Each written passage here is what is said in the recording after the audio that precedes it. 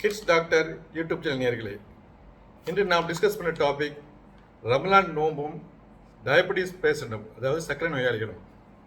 பொதுவாக ரமலான் நோம்பில் யாருக்காச்சும் சிறு சிறு நோய்கள் வந்தனா அப்போ அந்த நோம்பு விட்டுட்டு பின்னாடி பிடிச்சிக்கலாம்.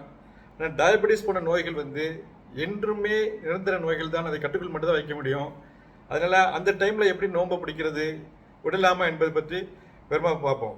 பொதுவாக உணவு முறை மூலமாகவோ அல்லது மாத்திரை மூலமாகவோ நல்ல கட்டுக்குள் வைத்திருக்கின்ற சர்க்கரை நோயாளிகள் தாராளமாக தங்கள் மருத்துவரின் ஆலோசனை பெற்று நோன்பு பிடிக்கலாம்.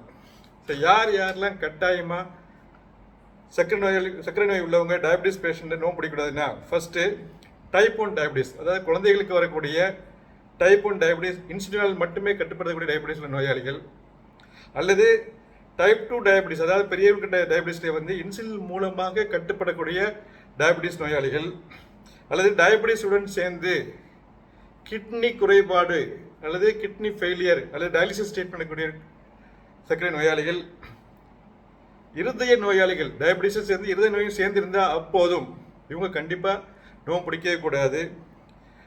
ரம்லானுக்கு முந்தைய 3-4 மாதத்துக்குள்ளே ஹைப்போகிளைசிமியா, சர்க்கரை லெவல் ரொம்ப குறைஞ்சி போனாலோ அல்லது அடிக்கடி திரும்ப திரும்ப சர்க்கரை நோயாளிக்கு சுகர் ரொம்ப குறைஞ்சி அதில் மீண்டு வந்தாங்களோ அவங்களும் நோம்பு பிடிக்கிறத அவாய்ட் பண்ண வேணும்.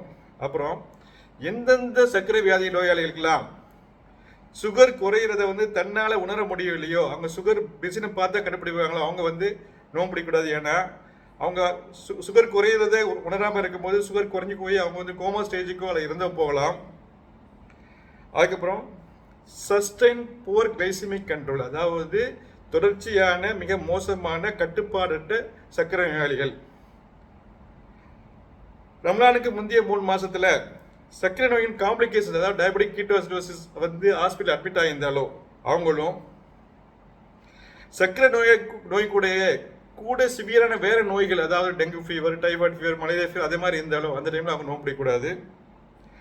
அதிகமாக உடல் உறுப்பு வேலை செய்யக்கூடிய, அதாவது கடின வேலை செய்வர்கள், கூலி தொழிலாளர்கள், சுமை தூக்குவர்கள் டயபெட்டிஸ் இருந்தால் அவங்களும் நோக்கில் அவாய்ட் பண்ணலாம். சர்க்கரை நோயாளிகள் பிரெக்னென்ட் கர்ப்பிணி ஆனாலோ அல்லது பிரெக்னென்ட் ஆன பின்னாடி சர்க்கரை வந்தாலோ ஜெஸ்டேஷனல் டயபெட்டிஸ் இவங்களும் நோன்பை அறவே தவிர்க்க வேண்டும்.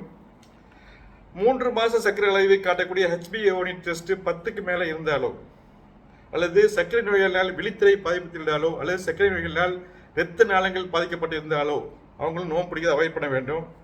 யாரெல்லாம் வீட்டில் தனியாக எந்த உதவி இல்லாமல் இருக்கிறாங்களோ சர்க்கரை நோயாளிகள் அவங்க நோன்பை அவாய்ட் பண்ணு. ஏன்னா அவங்க சுகர் ரொம்ப குறைஞ்சி போனால் அதை கண்டுபிடிக்க முடியாது, அதனால் அவங்க மயக்கம் அடைஞ்சிருவாங்க. இது போக மிக வயதான சர்க்கரை நோயாளிகள் இவங்களும் அவாய்ட் பண்ணும். யாரெல்லாம் மனநோய்க்கு ஆன்டிசைக்காட்டிக் மெடிசன் எடுத்து அவங்களுடைய காக்னிட்டிவ் ஃபங்க்ஷன் இம்பேர் ஆகிருந்து அவங்க சர்க்கரை நோய் இருந்து அவங்களும் அவாய்ட் பண்ண வேண்டும். ஸோ இந்த கணக்கில் எல்லாருமே நோன்பை அவசியம் அவாய்ட் பண்ணுறது நல்லது.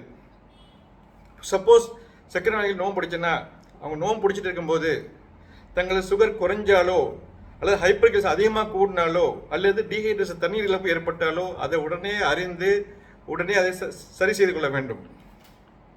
நோம்பை எப்பப்பெல்லாம் முறிக்கணும்னா, நோம்பு காலத்தில் எந்த டைம்லையாச்சும் சுகர் லெவல் 60 கீழே போனாலோ அல்லது காலையில் ஏர்லி மார்னிங் சகர் செஞ்சு ஏர்லி மார்னிங்கில் எப்பவும் 70 கீழே வந்துட்டாலோ நோம்பு நம்ம முடிச்சிடணும். ஏன்னா வெயிட் பண்ணி திரும்ப சுகர் கூடுன்னு சொல்ல முடியாது, நம்ம எதுவுமே சாப்பிடல, போக சுகர் குறைஞ்சிட்டு போகும். அதனால் ஒரு சமயம் ஹைப்போகிளைசமிக் கோமால போயிடலாம். 3ஆவதாக எப்போ சுகர் 300க்கு மேலே போதோ அவங்களும் நோம்பை முடித்து விட வேண்டும்.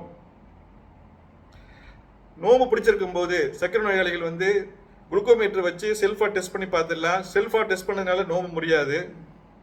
சரி, சர்க்கரை நோயாளி உணவு முறைகள் இஃப்தாரின் போது நல்ல தண்ணி குடிக்கணும். ஆனால் சுகர் இல்லாத தண்ணியாக ஜூஸாக குடிச்சிக்கலாம். வெஜிடபிள், பழங்கள், சாலட்ஸு, கொட்டை வகைகள், தயிர், மோர் வகைகள் அதிகமாக எடுக்கலாம். பொரித்த உணவை அவாய்ட் பண்ணுங்கள். பொதுவாக இனிப்பான பானங்களும் கஞ்சியும் அதிக அளவு குறைச்சிக்கிறங்க. ஏன்னா இது சடனாக கிளைசிமிக் இண்டெக்ஸ் அதிகமாக கூடக்கூடியது. எந்த அளவுக்கு இஃப்தாரை பிற்படுத்தி பண்ண முடியுமோ அந்த அளவுக்கும், எந்த அளவுக்கு சர்க்கரை பிற்படுத்த முடியும் அந்த அளவுக்கு சர்க்கரை பிற்படுத்த வேண்டும். டீப் ஃப்ரை, அதாவது பொரித்த, நம்ம அனைவரும் சாப்பிட்ற எல்லாருமே சாப்பிட்ற பஜ்ஜி, வடை, போண்டா இவைகளை அறவே அவாய்ட் பண்ணணும். நான் வெஜிடேரியன் ஃபுட், சிக்கன், மட்டன், மீன் இவ்வளோ பொரிக்காமல் அவிச்சு குக் பண்ணி சாப்பிடலாம். சர்க்கரை நோயாளிகள் மாத்திரை எடுத்துட்டு வந்தீங்கன்னா ஒரு மாத்திரை மட்டும் எடுத்துருந்தீங்கன்னா அது வந்து இஃப்தார் டைமில் மாற்றிக்கலாம். ஒன்றுக்கு மேற்பட்ட மாத்திரை எடுத்தீங்கன்னா 2/3 வந்து இஃப்தார்லையும் 1 வந்து சகர் டைம்லையும் போடலாம். உங்கள் டாக்டரை கன்சல்ட் பண்ணி நீங்கள் முடிவு பண்ணுங்கள். சர்க்கரை நோயை பற்றி விரிவான வீடியோ ஒன்று நான் போட்டிருக்கேன், அதையும் நான் தரேன், அதையும் கேளுங்க. என்ன நேரத்தில் இந்த டாபிக் உங்களுக்கு பிடிச்சிருக்குன்னு நினைக்கிறேன். பிடிச்சிருந்தா கிட்ஸ் டாக்டர் யூடியூப் சேனலை சப்ஸ்கிரைப் பண்ணுங்கள். இதை பிறகு ஃபார்வர்ட் பண்ணுங்கள். நன்றி.